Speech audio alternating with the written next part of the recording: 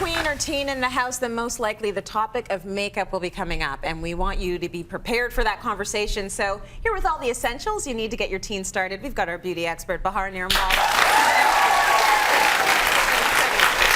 So what do the teens and the tweens need to know, and their parents especially? I appreciate you saying both. So these are two separate groups that now we're getting to that age where there might be some friction and a little battle. Maybe. So yes, so the more we have conversations with our kids, I think at this this stage, so tween or teen age, you're going to be able to better guide them when it comes to their beauty routine or their grooming routine. So I wanted to start off with hair because I think this is the first cosmetic that all of us actually got into. There was a point when mom or dad were like, nope, you have to take the bath or shower on your own now. You're a big girl or a big boy, right? Yes. Okay, so this was the first cosmetic we touched and smelled and did it on our hair and we got attached to it maybe. Okay. This one in particular, this is from Herbal Essences. It's their complete line. This takes me back because I used to use this in high school. It smells good. Smells incredible. We all remember those commercials. Smells absolutely incredible. So this one is great for two reasons.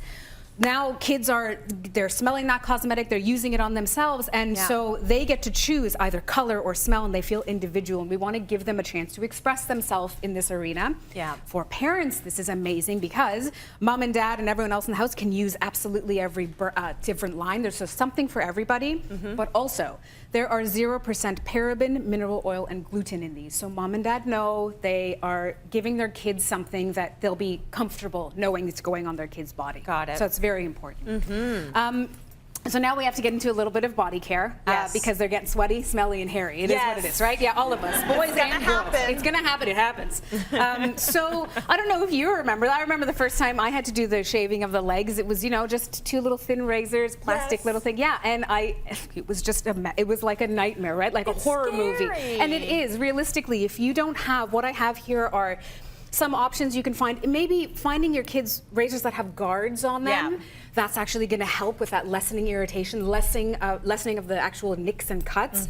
Also, you have to have that conversation. I think if your kids aren't coming to you, go ahead and begin that conversation with them. What if the boys are getting smelly and they're not doing anything about it? You have to tell them when they're smelly. Absolutely. Have the conversation with them, get them into it. So maybe a deodorant spray or something like that where if you have that conversation, again, if you have that conversation, they're more likely to come to you the next time. Or they won't be sneaking things behind your back or stealing your stuff. That's right. So keep everything open. Absolutely. Keep the lines of communication open and make sure they can come to you and say, you know, I kind of feel like after gym class, things aren't quite right in my armpits. Is there something I can do? What do you use? 100%. Why don't you start the Let's conversation? go through all of the deodorants that you might want to try. Exactly. Right? And keep it really open and happy.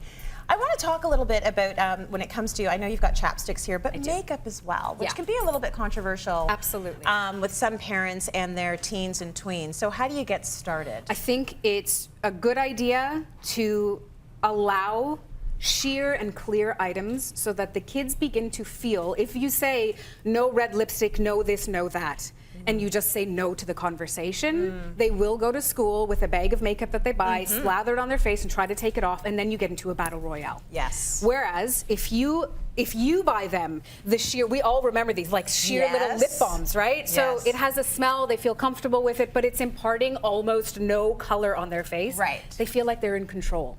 And they feel like they have mom and dad's okay to do something. Also, I have a clear mascara instead of colored mascara, so that's a good option, right? Okay. But then maybe you're getting into the teen years. Why not buy them a sheer lipstick? So it imparts, again, a hint of color. Yes. But maybe it has a moisturizing property to it. Or for some girls, if you have a richer skin tone and your friends are wearing a light color blush, you might be like, but it doesn't look the same on me, I'm so frustrated. So why not get into that conversation with the girls or boys earlier and offer them something so they'll feel comfortable putting it on themselves, right? Yes. And then I think as well, if you're doing mascara, I think this is a rule for all of us.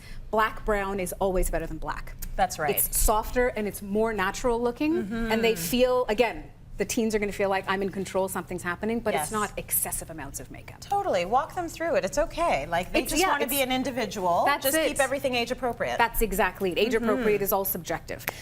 So speak to your kids about it. And then the last thing I want to talk about is skincare, because here's the responsibility part. We're having the fun, we're putting it on. You have to take it off. You have to learn how to take care of your skin and take it off.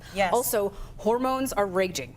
So we're going to have acne and oil production, and then on top of that, the kids are putting on makeup. It's all going to get messy. They're going to be unhappy. happy. So find things that say gentle or oil sensitive, or use makeup removing wipes. Out of all things, the easiest thing in the world, right? We get lazy too. 100. So instead of giving them 600 things, maybe give them 2 things. If you can introduce an SPF early on for them, they'll probably be that much happier. Later on down the line, their skin will be healthier. So again, emphasize that if you're going to do this fun stuff, or you get them a couple things, get them a couple things as well to take care of their skin. Really good. I just love the idea of keeping the lines of communication open. Because it really gets tough when they get to that age when everything is a grunt. Yes. Yeah. Yes. So they just don't want to talk. They don't want to talk anymore.